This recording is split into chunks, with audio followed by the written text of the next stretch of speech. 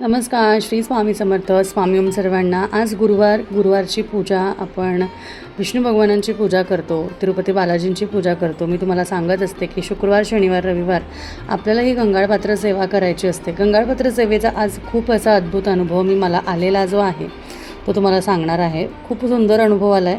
पण एकच गोष्ट झाली बरं का, जेव्हा मी पूर्ण पूजा मांडायला लागले तेव्हा सुरुवातीची जेव्हा पूजा मी मांडत होते तेव्हा माझा कॅमेरा आपोआप बंद पडला. त्यामुळे सुरुवातीला मी कसं मांडलं, काय मांडलं हे मला सांगता येत नाही आहे. तर मी आता इथे तुम्हाला जे कॉईन्स दाखवते आहे ना, खरं तर अनुभव हाच आहे की ही जी पूर्ण सेवा करूनसुद्धा हे जे कॉईन्स राहिलेले आहेत हे वाढीव कॉईन्स आपोआप वाढलेले आहेत. आणि तेच मला तुम्हाला या अनुभवामध्ये सांगायचं होतं की ही गंगाळपात्र सेवा ही साधीसुधी सेवा नाही आहे, तर ही खूप सुंदर सेवा आहे. तिरुपती बालाजींची विष्णू स्वरूपाची सेवा आहे. त्यामुळे या सेवेचं जेव्हा आपण आकलन करतो तेव्हा अशा पद्धतीच्या गंगाळपात्राचं पूजन आपण करतो, ज्यामध्ये विष्णू बालाजी आणि लक्ष्मी आहेत त्यांचं आपल्याला पूजन करून घ्यावं लागतं आणि ते त्या स्थानी आपल्याला मांडावं लागतं. तुम्ही खाली बघू शकता, एक बाऊल आहे, त्यावर पाट आहे. त्या दोन्हीची पूजा करून घ्यायची, त्या स्थानाची पूजा करून घ्यायची आणि नंतर त्यावर गंगाळपात्र मांडायचं. मोतीशंखसुद्धा तुम्हाला या सेटमध्ये येतो, त्यामुळे ह्या सेटमध्ये मोतीशंखसुद्धा खूप गरजेचा आहे.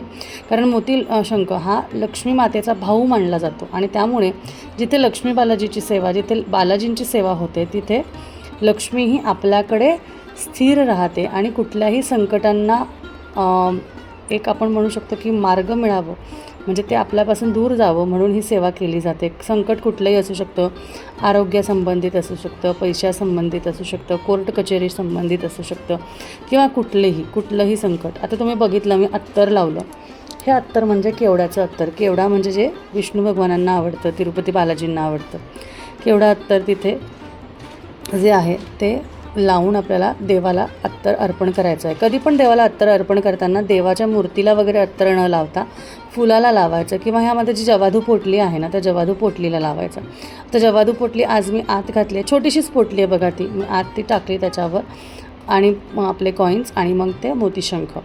आता हे जे कॉईन्स वाढीव जे झालेले आहेत हाच मोठा चमत्कार आहे बघा. तुम्हाला जेव्हा अशी सेवा करून एखादा अनुभव मिळतो ना, तोच मात्र अनुभव असतो. कुठल्याही पद्धतीचा वेगळा असा अनुभव म्हणजे काही चमत्कार, साक्षात्कार हा असा अनुभव नाही. तर आज ही सेवा करून कमीत कमी 20-25 कॉईन्स माझे वाढलेले आहेत, म्हणजे 20-25 नाणे हे वाढलेले आहेत.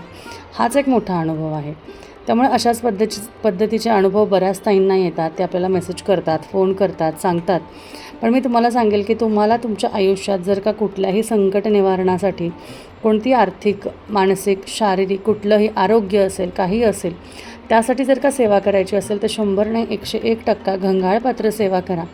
ही गंगाळपात्र सेवा ही तिरुपती बालाजींची सेवा आहे, ज्याने 100 नाही 101% तुम्हाला अगदी छान असे अनुभव येतात. आता ही जी सेवा आहे ती सेवा करताना बघा, मी बालाजींचा फोटो घेतला आहे, अष्टलक्ष्मीची स्थापना केलेली आहे, त्याचबरोबर महालक्ष्मीची पायराईट फ्रेमसुद्धा ठेवली आहे. आपण क्रिस्टल्सला मांडतो, क्रिस्टल्स आपल्या आयुष्यात भरपूर बदल आणतात. त्यामुळे महालक्ष्मीची पायराईट फ्रेम म्हणजे लक्ष्मी आकर्षित करण्याची फ्रेम. आणि ही जी लक्ष्मीची फ्रेम आहे ना, ही त्रिपुर सुंदरी देवी आईच्या बसण्याच्या स्वरूपातली आहे. आणि त्याचबरोबर तुम्ही बघू शकता साईडला छोटंसं घुबड आहे. की हा जो फोटो आहे ना, हा तुम्ही तुमच्या देवघरातसुद्धा ठेवू शकता. कोणाला तुम्हाला गिफ्ट द्यायचं असेल तरी गिफ्ट देऊ शकता. कोणाची वास्तुशांती असेल, काय असेल, तर चांगल्या भावनेने दिलेली गोष्ट कधीही वाईट नसते. त्यामुळे आता तुम्ही बघितलं मी ते सगळे जे एक्स्ट्राचे कॉईन्स होते, जे माझ्या सेवेमध्ये वाढ झाले होते, ते मी त्याच्या आत त्या बाऊलमध्ये टाकले. कारण मला ते इकडे तिकडे ठेवायचे नव्हते किंवा इकडे तिकडे त्याला मिसप्लेस करायचं नव्हतं, म्हणून मी ते खालच्या बाऊलमध्ये त्याला मांडलं. आता ही सेवा म्हणजे व्यंकटेश बालाजींची सेवा, त्यामुळे व्यंकटेश स्तोत्राचं पठण करणं हे 100 नाही 101% गरजेचं आहे. आता ह्या व्यंकटेश स्तोत्राचं पठण आपल्याला रोज रात्री किंवा संध्याकाळी, खरं तर ही रात्री 12 वाजता सेवा केली जाते, जेव्हा 21 वेळा व्यंकटेश स्तोत्राचं पठण केलं जातं, संस्कृत व्यंकटेश स्तोत्राचं. आणि रात्री 12 वाजता नाही जर जमलं तर संध्याकाळी 3 सांजेच्या वेळी किंवा ब्रह्ममुहूर्तावर करावं. आता हा जो हुंडी कलश आहे जो मी तुम्हाला दाखवते आहे, हा हुंडी कलश म्हणजे तो कलश ज्यामध्ये तुम्हाला जे वाढीव कॉईन असतात ना, दरवेळेस गुरुवार शुक्रवार शनिवार किंवा शुक्रवार शनिवार रविवार किंवा एकादशी द्वादशी त्रयोदशी 3 सेवा करता, तेव्हा तिसऱ्या दिवशीची नंतर जेव्हा चौथ्या दिवशी पूजा तुम्ही काढता ना, तेव्हा त्यातले 5-5 कॉईन्स तुम्हाला त्यामध्ये काढायचे असतात. आणि ही जी हुंडी जेव्हा भरते, ती हुंडी भरली की तुम्हाला ती तिरुपती बालाजींच्या मंदिरात जाऊन हुंडी कलशात दान करायची असतात.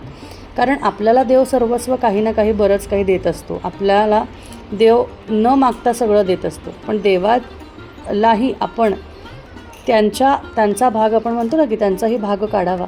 अशा पद्धतीने नक्कीच तिरुपती बालाजींच्या मंदिराचं दर्शनचं तरी असंच असतं की तुम्ही तुमच्या भागातून भाग काढून तुम्ही तर तिथं दान केलं तर त्याचं 100 पटीने ते तुम्हाला परत देतात. त्याचबरोबर बघा, इथे आपल्या कुंचमबरोबर जे कॉईन्स मिळतात ना, ते कॉईन्स श्रीयंत्र आणि महालक्ष्मीचे कॉईन्स आहेत. तर मी ते सुद्धा गंगाळपात्राच्या अवतीभोवती ठेवले, कारण मला छान वाटतं असं व्यवस्थित छान मांडलं. किंवा कारण ही नाण्यांची सेवा आहे, ही कॉईन्सची सेवा आहे. त्यामुळे जेवढे कॉईन्स वाढतील तेवढी तुमची समृद्धी वाढेल, तेवढी तुमची जी आहे ती आपण म्हणतो ना की सुख समृद्धी वैभव वाढेल. आता हुंडी कलशात बघा 5 कॉईन जे असतात, जे आपल्याला दरवेळेस नाही 3 दिवसाची सेवा असते. शुक्रवार करा, शनिवारी परत करा भरायची, काढायची परत भरायची, रविवारी परत काढायची परत भरायची. आता मी आज गुरुवारी केली आहे, उद्या परत काढणार परत भरणार, परवा परत काढणार परत भरणार, अशा पद्धतीने 3 दिवसाची करते. आणि त्यानंतर शेवटच्या दिवशीचे 5 कॉईन त्याच्यातले हुंडीत टाकायचे असतात. अशा पद्धतीने ही सेवा तुम्हाला करायची असते.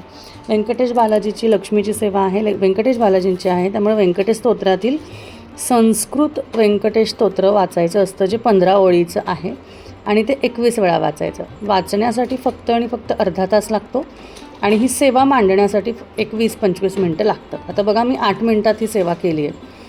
तर शक्यतो सगळी तयारी असेल तर अगदी 10-15 मिनटात पण होते, पण तुम्हाला मंत्रस्तोत्र म्हणत म्हणत करावं लागतं. म्हणून शक्यतो 1 तास धरून चाला, जास्तीत जास्त 40 मिनटं.